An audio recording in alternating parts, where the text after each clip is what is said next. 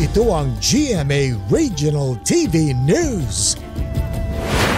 Ihahatid na ng GMA Regional TV ang maiinit na balita mula sa Visayas at Mindanao. Kasama si Sarah Hilomen Velasco. Sarah? Salamat, Rafi. Binaha ang isang subdivision sa Barangay Panakan dito sa Davao City. Umabot hanggang bewang ang bahang nagpalubog sa ilang bahay roon. Binaha rin ang bahagi ng Daang Maharlika. Ayon sa Davao CDRRMO, lumiit ang daluyan ng tubig sa Panakan Creek dahil sa mga naipong lupa at putik mula sa isang proyekto ng DPWH. Nang umulan, umapaw ang tubig papunta sa residential areas na nagdulot ng pagbaha. Napag-alaman din na barado ng putik at basura ang drainage. Nagkausap na ang Davao CDRRMO at Barangay Council ng Panakan.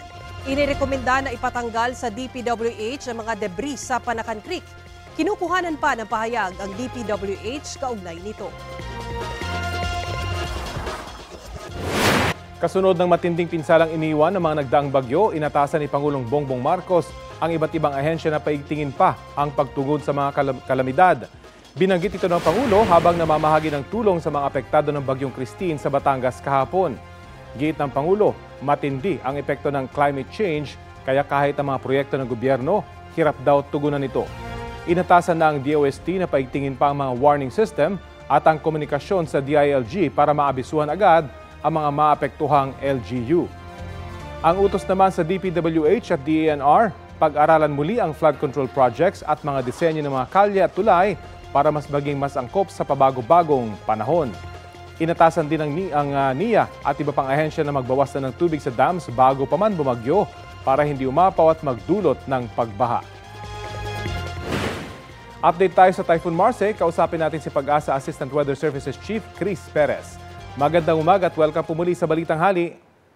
Magandang umaga, Rafi, at sa lahat po na ating mga taga-subaybay. Opo, sa ngayon ba may nangyayari pa ring rapid intensification at ano ang posibilidad na umakyat sa Super Typhoon category itong bagyong Marce?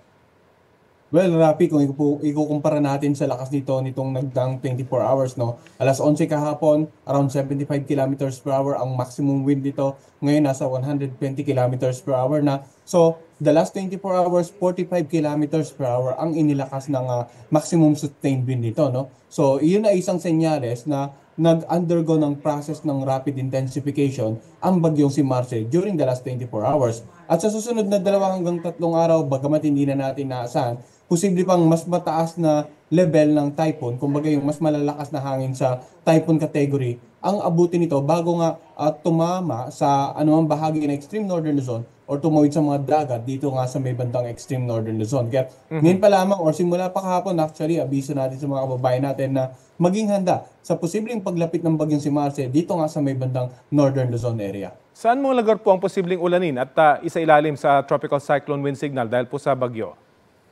Well, sa ngayon po, no, within 24 hours, inaasahan natin na may moderate to heavy rains na ulan dito sa lalawigan ng Cagayan. At habang lumalapit yung bagyo dito sa northern Luzon, for example, bukas, madadagdagan na yung mga lugar na makakaranas sa paulan, Batanes, Cagayan at Apayao. Hanggang sa darating naman na Huwebes ay posibleng may mga pag-ulan na intense to torrential sa Cagayan, moderate to heavy naman or heavy to intense sa Apayao, Ilocos Norte at Batanes. Samantalang moderate to heavy sa Isabela, Abra, Ilocos Sur, Kalinga at Mountain Province. So, paalala sa mga babae natin sa mga nabanggit na lugar, maging alerto sa mga posibleng pagbaha, lalong-lalo na po yung nakatira sa mga mababang lugar o low-lying areas. Sa mga komunidad na malapit po sa ilog, posibleng tumaas yung level ng tubig at magbaha po dito nga sa gilid ng mga ilog. Posible rin magdulot ng mga pagguho ng lupa sa mga lugar na malapit po sa paanan ng mundo, lalong-lalo na kung ilang araw nang napapansin ng mga kababayan natin o naoobserbahan na may mga pag-ulan na bagamat mahina na pwedeng magpalambot nga nitong mga bahaging ito ng mga kabundukan.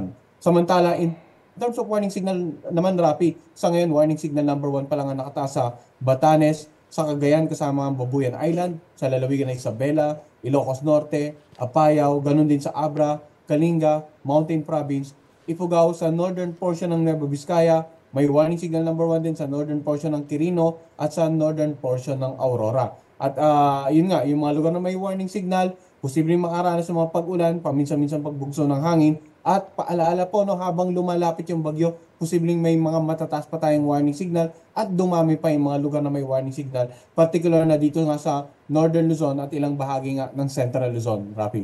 Gaano po kaya katinding ulan yung dala nitong Marcy at ano magiging epekto nito dito sa mga dinaanan na ng mga nakaraang bagyo? Well, sa nakikita po nating pagkilos ng bagyong si Marce ay wala naman ito inaasang direktang epekto sa mga lugar na previously naapektuhan ni Christine, in particular sa Bicol region. No? Kung makakaranas na ng pag-ulan dito sa nabanggit nating lugar ay posibleng mga light to moderate lamang. Ang talagang inaasahan nating pantindi ang mga mararanasan pag-ulan ay itong nakararaming bahagi ng Northern Luzon at ilang bahagi ng Central Luzon. Ganun pa man, patuloy tayong magbibigay ng update habang lumalapit yung bagyo. Magiging madalas ang isuwans natin na ating Tropical Cyclone Bulletin. Ganon din na ating weather advisory patungkol sa mga malalakas na ulan.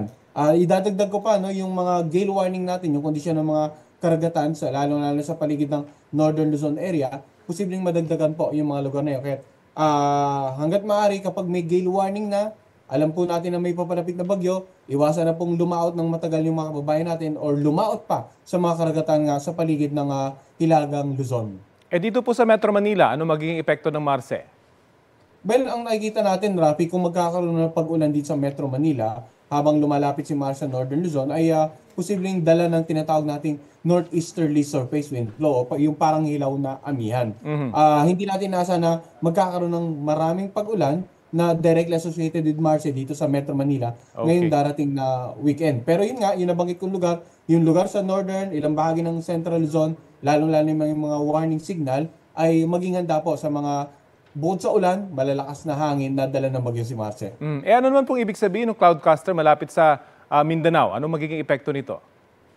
Well, tinitingnan nga natin sa ating latest satellite imagery ay bagamat mako-consider natin sa trough or yung parang extension ng bagyong si Marce, asahan natin na posible pa rin itong magdulot ng mga light to moderate na pag-ulan, lalo-lalo sa silangan at katimugang bahagi ng Mindanao. Patuloy din natin i-monitor at kung kinakailangan ay mag-issue po ang ating Pag-asa Regional Services Division dyan sa may bandang Mindanao ng mga localized thunderstorm at rainfall advisory patungkol sa cloud cluster nga dito sa silangang bahagi ng Mindanao. Ayan, abangan po natin yan. Maraming salamat sa oras na ibinahagi niyo po sa Balitang Hali.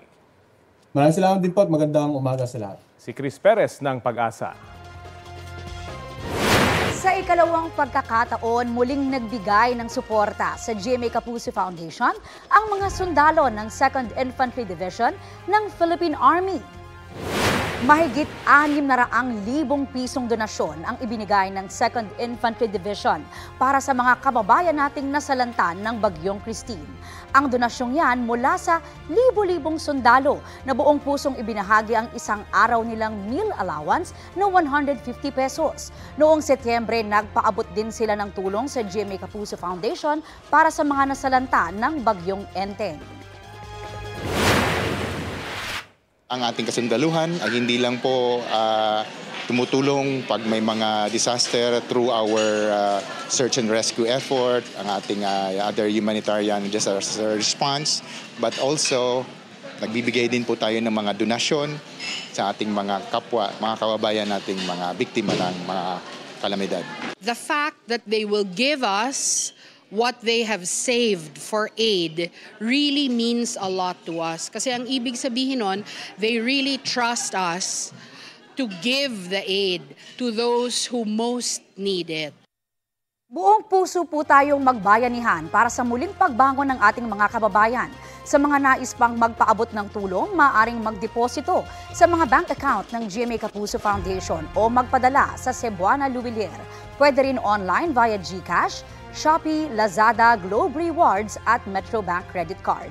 Ang inyong donasyon ay 100% tax deductible. At mag-donate lang po sa mga nasabing official channel. Huwag po basta maniniwala sa mga posibleng nagpapanggap na taga-GMA Kapuso Foundation.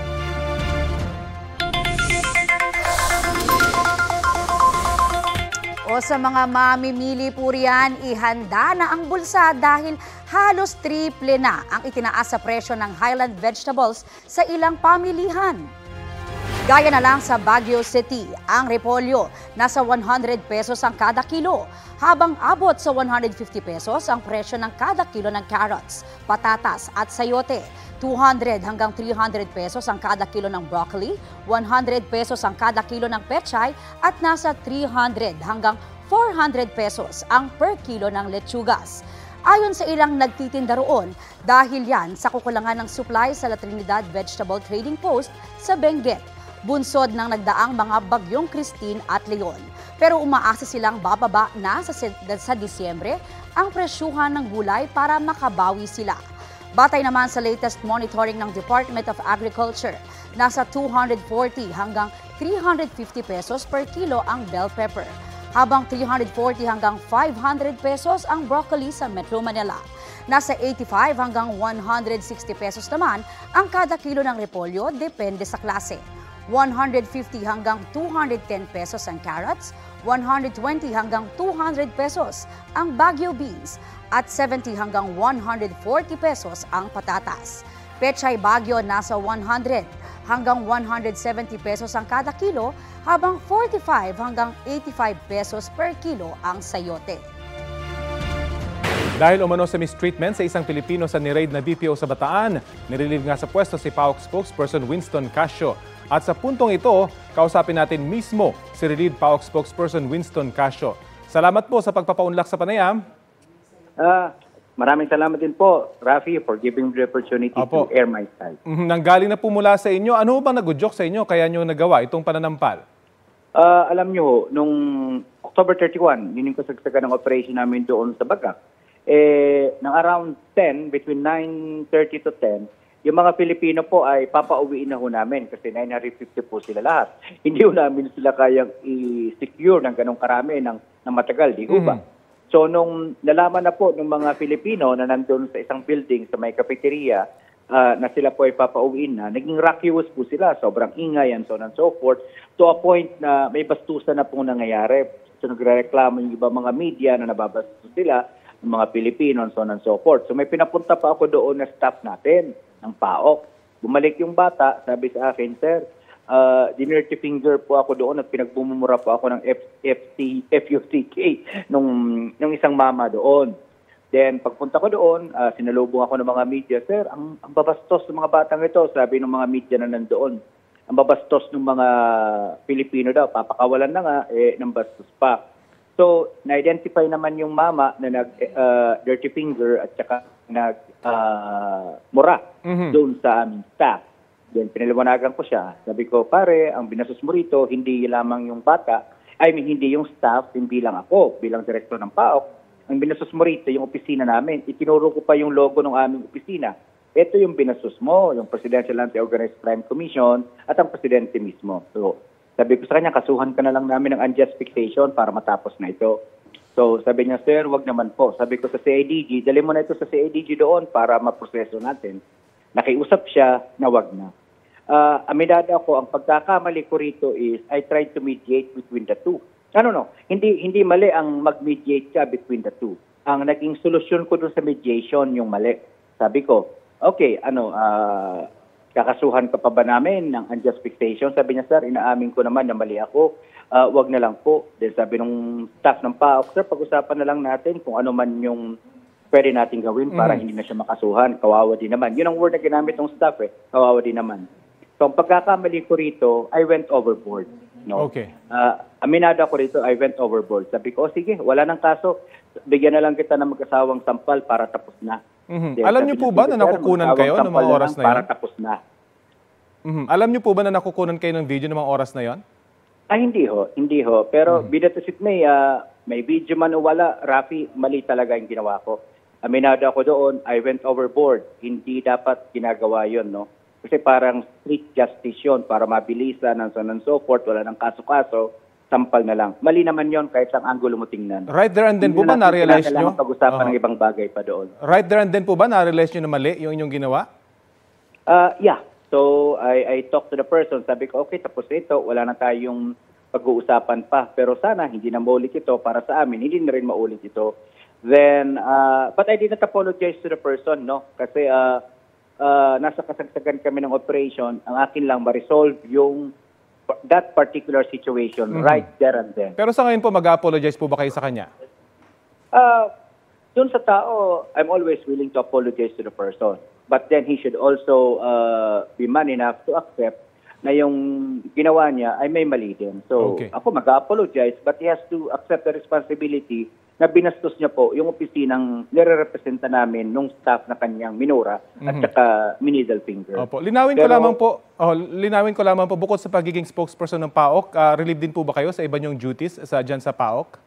I am now technically confined. Parang kung sundalo ka, confined to barrack ka. Meaning to say, administrative status po ako ngayon.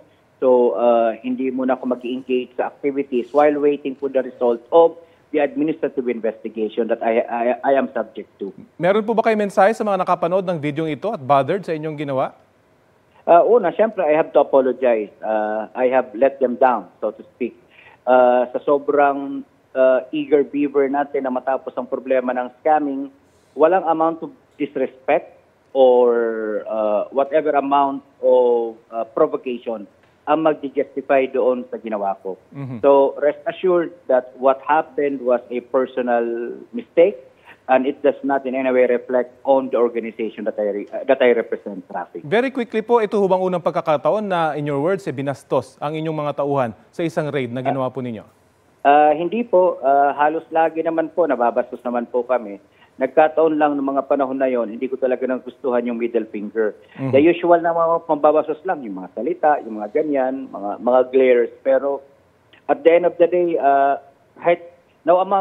walang justification talaga, Rafi. Yun na lang talaga, kahit anong sabihin natin, kahit matindi yung pambabastos, yung reaction ko doon sa incident, mali talaga yon. No amount of justification can justify that. Sige po, maraming salamat po sa oras na ibinahagi niyo sa Balitang Hali. Thank you, Rafi. Thank you po. Si Relieved PAOK spokesperson, Winston Casio.